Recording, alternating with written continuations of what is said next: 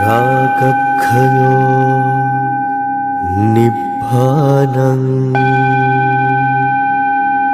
द्वेषक्षयो निब्बानं मोहक्षयो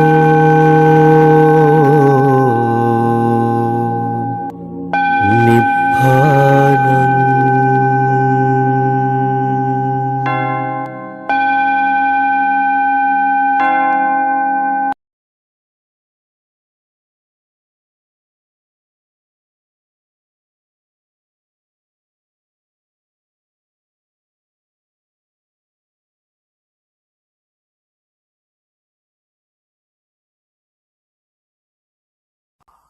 උදේතයං චක්කුමායේක රාජා හරිස්සවන්නෝ පඨවිප්පභාසෝ තන්තං නමස්සාමි හරිස්සවන්නං පඨවිප්පභාසං තයජ්ජ ගුත්තා විහරේ මුදිවසං යේ බ්‍රාහ්මනා වේදගු සබ්බ ධම්මේ තේමේ නමෝ තේච මං පාලයන්තු නමත්තු බුද්ධානං නමත්තු බෝධියා නමෝ විමුක්තානං නමෝ විමුක්තියා ඉමංසෝ පරිත්තං කତ୍වා මෝරෝ චරති ඒසනා මිහිරෝදාවන විට ඇස්සැති එකම රජු ලෙස පතුරු ආරන් වන් රැස මහ පොළොව බබුලු වන්නේ මහ පොළොව බබුලු වන හිරු මණ්ඩල නුඹ වදින්නෙමි මම නුඹ විසින් සොරකින අපි මෙදවස වසමු සුවසේ හැමදාම් පරතෙර වැඩි යම් රහත් මුනිවරු සිටිත්නම් ඒ උතුම් මුනිවරු හට මාගේ වැඳුම වේවා ඒ උතුම් මුනිවරුද මගේ දිවි සුරකිත්වා සම්බුදුවරුන්ට මාගේ වැඳුම වේවා සතර මඟ ඵල නුවණට මාගේ වැඳුම වේවා උතුම් රහතුන් හට මාගේ වැඳුම වේවා ඒ රහත් ඵලයට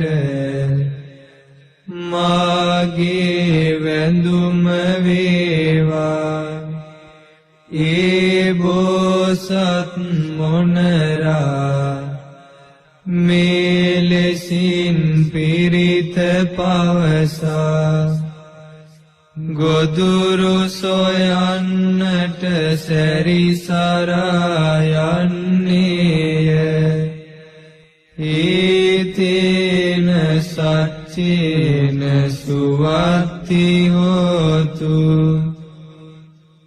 මේ සත්‍යානුභාවයෙන් සැමට සෙත් වේවා. ඔන්න එක ස්වාමීන් වහන්සේ නමක් බුදුරජාණන් වහන්සේ කාලේ වැඩ හිටියා. හරි ශ්‍රද්ධාවෙන් මහාන වුණේ. මහාන වෙලා ටික දොහක් යනකොට මුන්නහන්සේ පිණ්ඩපාත වැඩියා. පිණ්ඩපාත වදිනකොට ඕන ගමේ හිටපු කෙල්ලෙක් එහෙම මේ උකුළු මුකුළු දාලා අර හාමුදුරුවොත් හැඩ වැඩ නිසා පොඩ්ඩක් කටකොණින් hina වෙලා එක හැක් වැහුවා. මේ හාමුදුරන්ට දැන් ඇවිල්ලා භාවනා කරන්න යනකොටම අර කටකොණේ hinaව පේනවා. අර ඉඟි බිඟි පේනවා.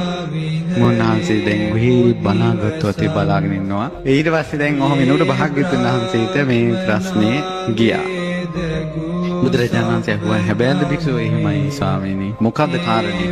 මේ ස්ත්‍රියක් මතක් වෙනවා කිව්වා.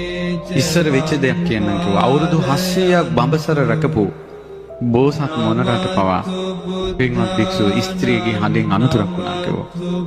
පින්වත් භික්ෂුව අතීතයේ එකම සෙබඩකට බිත්තරයක් දැම්මා. කිනිහිරි පොහොට්ටුව වගේ රත්තරන් පාටයි.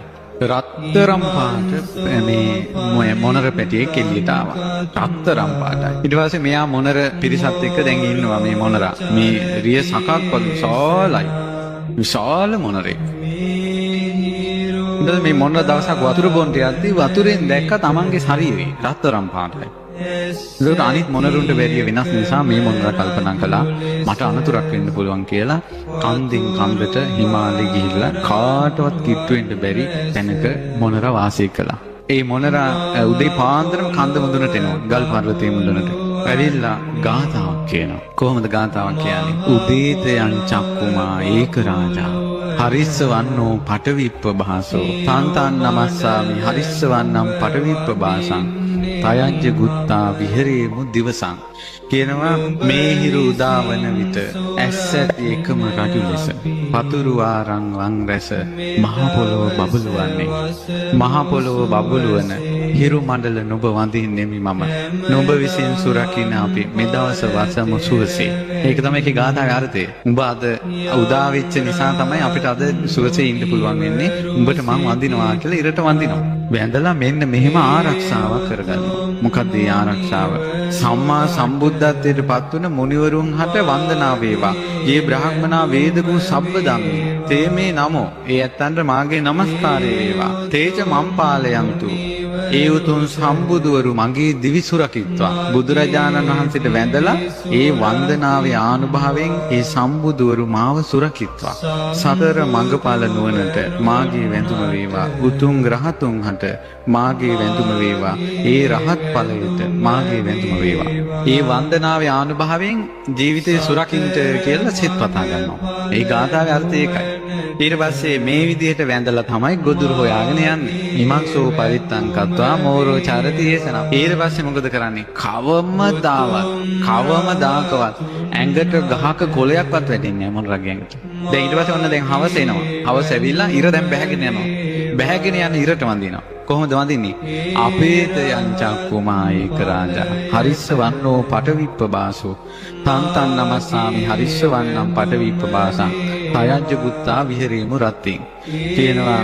පතුරු ආරන් වන් රැස බබළුවා මේ පොළොවද ඇස් ඇති එකම රජු ලෙස හිරු මණ්ඩල බැස යන විට මහ පොළොව බබළුවන හිරු මණ්ඩල නුඹ වඳින්නෙමි මම නුඹ විසින් සුරකින්න අපි මෙරයද වසමු සුවසේ. මේ විදිහට පිරිත් කරලා තමයි මෙයා වාසය කරන්නේ. මේ විදිහට මේ ගාථා කියමින් මොනරා අවුරුදු 700ක් හිටියා කියලා. ඒ 700 මොනරාට බයක් ඇති ගැනීමක් ලොමු දැහ ගැනීමක් කවදාවත් ඇති වෙලා නැහැ මේ ගාථාවේ බලයට. බරණැස් නුවර රජුරුවන්ගේ බිසෝනාංශ හීනෙන් දැක්කා. රත්තරන් මොනරෙක්ගෙන් බණ අහනවා. මේ කේමා කියන බිසව මේ බිසෝ කල්පනා කළා මේක මම රජුරුවන්ට කිව්වොත් එහෙම රජුරුවක පිළිගන්නේ නැහැ. දොළ දුකක් කියලා කියන්න ඕන කියලා රජුරුවන්ට කිව්වා රජතුමනි මට දොළ දුකක් උපන්නා. ඊට පස්සේ කිව්වා මොකද්ද? රත්තරන් මොනරෙක්ගෙන් බණ අහන්න ඕන කිව්වා. ඊට පස්සේ මේ බමුණෝ පුරෝහිතයෝ ගෙන්නලා ඊට පස්සේ කිව්වා රත්තරන් මොනරු ඉන්න පුළුවන්. රත්තරන් පාට මාළුවොත් ඉන්නවනේ. රත්තරන් පාට මිනිස්සුත් ඉන්නවනේ. ඒ නිසා වෙන්න පුළුවන්. වැද්දෝ ගෙන්නුවා. එක වැද්දෙක් කිව්වා මම නම් දැකලා නැහැ. මගේ තාත්තා කිව්වා හිමාලය පර්වතයේ එක ස්වර්ණ මොනරෙක් ඉන්නවා කියලා. ඊට පස්සේ යාට ධනෙ දීලා උඹ හොයාගෙන ඵලයන් කියලා යවුවා. ගිහිල්ලා අල්ලන්න බැලුවා කිසිම මල පුඩුවක් වදින්නේ මේ තියෙනවා එතෙන් එයාට වදින්නේ කකුල මේකේ උඩ තියෙනවා මේ පටලෙන්නේ තියෙන ඊතල්ලේ වෙන අත්තකට වදින්නේ අහුවෙන්නෙම නැහැ මේක පුදුම එකක් මේ ගාතාව පුදුම එකක් කිසිම දෙයක් වදින්නේ අල්ලන්න හදනවා අල්ලන්නම බෑ අර ගාතාව නිසා මේක පුදුම වැඩක් ඊට පස්සේ දැන් මොකද කරන්නේ මෙයා බැලුවා මොකද කියලා හොඳට බැලුවා හොරෙන් ගිල බැලුවා පානියෙන් ඉන්නේ එතකොට මෙයා හිතුවා එහෙනම් මෙයා බඹසර රකින්නවා ස්ත්‍රී ඇසුරෙන් ස්ත්‍රී සේවනයෙන් වැළකී ඉන්නවා ඊ බලි වෙන්න ඕන කියලා උදේ බැලුවා උදේට බලනකොට කාන්ද මුදුනට ගිහලා අර ගාතාව කියනවා අවසටක් ගාතාවක් තියෙනවා ඒතර මෙයා කාරණා දෙකක් දැක්කා ඒ තමයි බඹසර රැකීමත් මේ ගාතාව කීමත් කියන එක නිසා තමයි මෙයාව අල්ලගන්න බැරි කියලා හිතුවා හිතලා හිටපන් උඹට දෙන්නම් වැඩේ කියලා කොහොමද දැන් මේ බලන්න මේ මොනරාව චෙක් කළානේ අවුරුදු 700කට පස්සේ ඊට පස්සේ හිටපන් දෙන්නම් උඹට වැඩේ කියලා ඇල්ලුවා මොනරියක් ගිහිල්ලා ඒකල පුරුදු කළා අසුරු ගහනකොට මෙහෙම අසුරු ගහනකොට කෑ ගහන විදිහට එතකල් කෑ ගහන්නේ අසුරු ගහපොන් තමයි කෑ ගහන්නේ සෙබඩ අප්පුඩි ගහපොන් නටනවා මේ විදිහට පුහුණු කළා මේකේ අරන් ගියා සෙබඩ අරන් ගිහලා අර කන්දේ ඉඳලා හවස් කාලේ වෙලා උදේ කන්දේ නගින්න කලින් කන්දට නැගලා ගාතාව කියන්න කලින් අසුර ගෙහුවා. ගහපු ගමන් සෙබඩ කෑ ගැහුවා. අවුරුදු 700ක් ඇති වෙච්ච නැති රාගය අලු යට තිබ්බ ගිනි පුපුරක් වගේ මතුවුණා.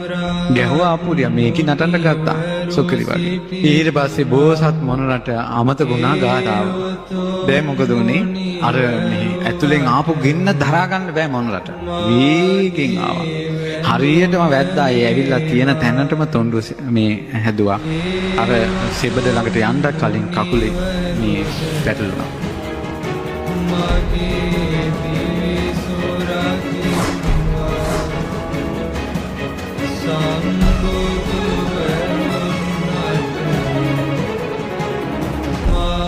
ඉතින් ඒ නිසා දැන් මේ බලන්න මොනරා එක දවසයි පිරිත කියන්න බැරි වුණේ අහුණා. ඊට පස්සේ රජුරෝ ළඟට ගෙනිච්චා. රජුරෝ කිව්වා අත නම් හරි. ඊට පස්සේ මේ මොනරා කියනවා ඇයි මාව ඇල්ලුවේ? උඹගේ මස් කෑවොත් අජරා මරණ වෙනවා. මගේ මස් කෑවොත් අජරා මරණ වෙනවා නම් එහෙනම් මම දැන් මැරෙනවා. කොහොම මැරියන්නේ කිව්වා. ඊට පස්සේ කිව්වා රජතුමනි මම මැරෙනවා නම් මගේ මස් කන එක කොහොමද නොමැරෙන්නේ? කිව්වා නෑ එහෙම වෙන්න පුළුවන්. උඹ රත්තරන් පාටයි. ඒ නිසා උඹ වාගේ මොනරෙක්ගේ මාස් කෑවොත් ජීවත් වෙන්න පුළුවන්. ඊට පස්සේ මොනරා කිව්වා රජතුමනි මං රත්තරන් පාටුනේ මං ඔබගේ සත්මුතු පරම්පරාවෙනුත් ඈත මම සක්විති රජු කෙනෙක් වෙලා හිටියා. ඒතකොට ඒ සක්විති රජුරුවන්ගේ වෙලා ඉද්දී මම පන්සිල් රැකා මිනිස්සු පන්සිල් වල පිහිටෙව්වා. ඒ පින් බලයෙන් මම පෞත්තිසා දිව්‍ය ලෝකේ උපන්නා.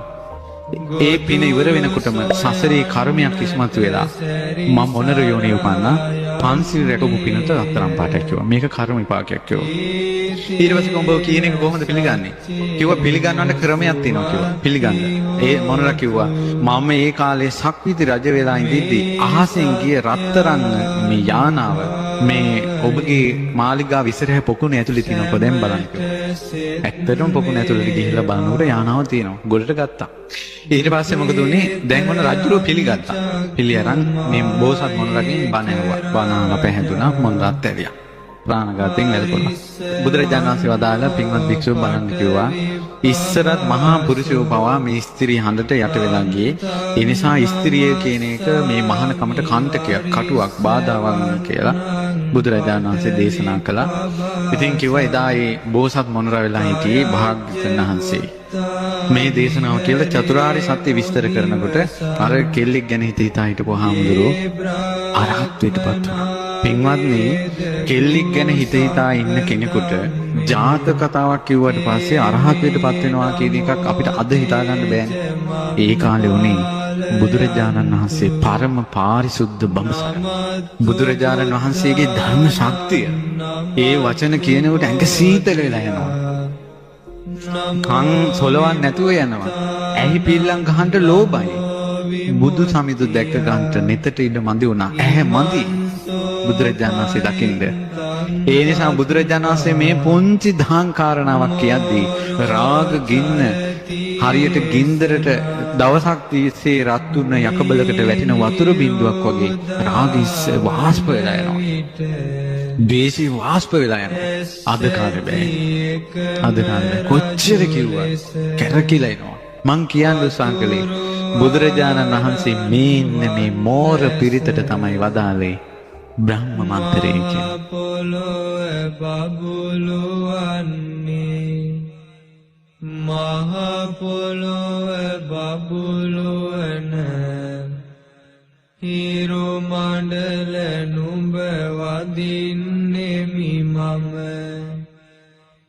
නුඹ විසින් සොරකින අපි මෙදවස වසමු සුවසේ හැමදාම් පරතෙර වැඩි යම් රහත් මුනිවරු සිටිත්නම් ඒ උතුම් මුනිවරු අට මාගේ වැඳුම වේවා ඒ උතුම් මුනිවරුද මගේ දිවි සුරකිත්වා